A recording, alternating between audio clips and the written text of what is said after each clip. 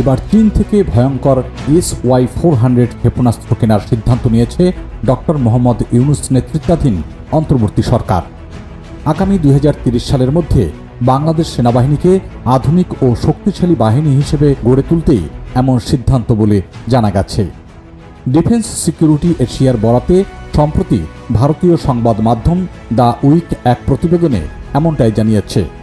ওই প্রতিবেদনে বলা হয়, সাম্প্রতিককালে বাংলাদেশ তার প্রতিরক্ষা খাতের জন্য যত আমদানি করেছে তার 70% বেশি এসেছে বেইজিং থেকে। চীনের কাছ থেকে J-10C যুদ্ধবিমান কেনার চুক্তির খবরটি বেরোনোর কিছুদিন পরই SY-400 ক্ষেপণাস্ত্র ব্যবস্থা গ্রহণের খবরটি সামনে এসেছে। চীনে স্থানীয়ভাবে DF-20A নামে পরিচিত SY-400 অথবা SY-400 সর্বপ্রথম 2008 সালে প্রকাশ্যে এসেছিল ঝুয়াই এয়ার শোতে। চীনা PLA ছাড়াও বর্তমানে কাতার ও মিয়ানমার এই ক্ষেপণাস্ত্র ব্যবস্থা ব্যবহার করছে।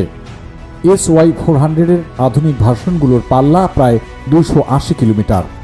এর স্ট্যান্ডার্ড কনফিগারেশনে কঠিন জ্বালানি ক্ষেপণাস্ত্র সহ 8টি ক্যানিস্টার রয়েছে। কেনার সময় প্রজেক্টাইলগুলো এই পাত্রে কারখানায় লাগানো হয় এবং অতিরিক্ত রক্ষণাবেক্ষণের প্রয়োজন ছাড়াই বছরের পর বছর ধরে সংরক্ষণ করা যেতে পারে। ডিফেন্স সিকিউরিটি এশিয়া এক প্রতিবেদনে আরও জানিয়েছে, প্রতিটি ক্ষেপণাস্ত্র প্রায় 6 মিটার লম্বা এবং 0.4 মিটার ব্যাস বিশিষ্ট। ওয়ারহেড কনফিগারেশনের উপর নির্ভর করে এগুলো 900 থেকে 1300 কেজি পর্যন্ত ভারী হতে পারে।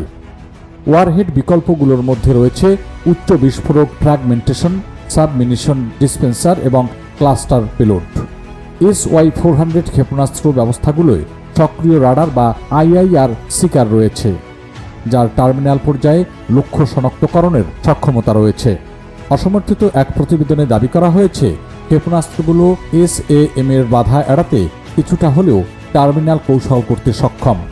ক্ষেপণাস্ত্রগুলো ম্যাক 5.5 পর্যন্ত গতিতে পৌঁছাতে পারে এবং একটি হাইব্রিড গাইডেন্স স্যুট দিয়ে সজ্জিত, যা ইনার্শিয়াল নেভিগেশন এবং স্যাটেলাইট অগমেন্টেশন বা GPS সিস্টেমের সমন্বয় করে। প্রতিটি SY-400 মাত্র 10 মিনিটেরও কম সময়ে লঞ্চের জন্য প্রস্তুত হতে পারে এবং ব্যালিস্টিক ক্ষেপণাস্ত্র বা ছোট রকেট দিয়ে দ্রুত পুনরায় লোড করতে পারে। এদিকে চীন থেকে এই ক্ষেপণাস্ত্র কেনার খবরে ক্ষুব্ধ হয়েছে বিশ্বের মহাজনী দেশ যুক্তরাষ্ট্র। এ দেশটি মনে করছে বাংলাদেশ প্রতিরক্ষা সম্পর্কের ক্ষেত্রে চীনের দিকে ঝুঁকে পড়েছে। চীন থেকে ক্ষেপণাস্ত্র কেনার এই সিদ্ধান্তকে ঝুঁকি হিসেবে চিহ্নিত করেছে যুক্তরাষ্ট্র। ঢাকায় মার্কিন রাষ্ট্রদূত হিসেবে মনোনীত ব্রেন্ট ক্রিস্টেনসেন গত অক্টোবরের শেষ দিকে মার্কিন সিনেটের শুনানিতে এমন ঝুঁকির কথা বলেছেন।